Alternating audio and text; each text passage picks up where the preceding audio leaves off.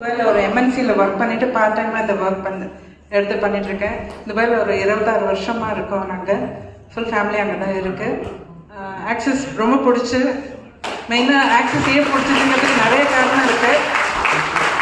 நான் ஒர்க் பண்ண பேக்ரவுண்டில் பார்த்தீங்கன்னா யூரோப்பியன்ஸோட ஒர்க் பண்ணியிருக்கேன், கொரியன் எல்ஜி எலக்ட்ரானிக்ஸில் கொரியன்ஸோட ஒர்க் பண்ணியிருக்கேன். ஒவ்வொருவோட கல்ச்சர், அவங்களோட இது எல்லாமே தெரியும். அவங்களோட ஹெச்ஆர் மேனேஜ்மெண்ட்லாம் எப்படி அதெல்லாம் தெரியும். ஆனால் ஆக்சிஸில் எது ரொம்ப பிடிச்சதுன்னா, ஹெச்ஆர்னு ஒரு சிஸ்டமே இல்லாமல் எப்படி ஒரு டிசிப்ளின் கொண்டு வந்து அந்த ஹெச்ஆர் படிக்கிறதுக்கெல்லாம் அவங்க பெரிய அந்த ஹார்வர்ட் யூனிவர்சிட்டி, லண்டன் அந்த மாதிரி ஆளுங்களை தான் எடுத்து எம்ப்ளாய் பண்ணி வச்சுருப்பாங்க. இங்கே நம்ம எல்லாம் அன்பில் கட்டி போட்டு அந்த ஒரு இதில் கொண்டு வந்து வச்சுருக்காங்க. அது எனக்கு ரொம்ப பிடிச்சிருந்தது. அண்ட் இதுலேயும் இப்போ நான் ஒர்க் பண்ணிட்டு இருக்கேன் எம்என்சியில். நான் நல்ல ஒரு பெரிய போஸ்ட்டில் இருக்கேன். நான் வாங்குற சேலரி நல்ல பெரிய சேலரி தான் வாங்கிட்டு இருக்கேன். ஆனாலும் ஃப்யூச்சர்னு ஒன்று பார்த்தோன்னா அதே அந்த கண்ட்ரிலேயே இருக்க முடியாது.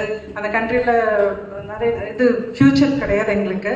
ஸோ அதனால் எப்படி இருந்தாலும் நம்ம ரூட்ஸ்க்கு வந்து தான் ஆகணும்னு சொல்லிட்டு என்னோட எதிர்கால ஃப்யூச்சருக்காக நான் ஆக்சிஸில்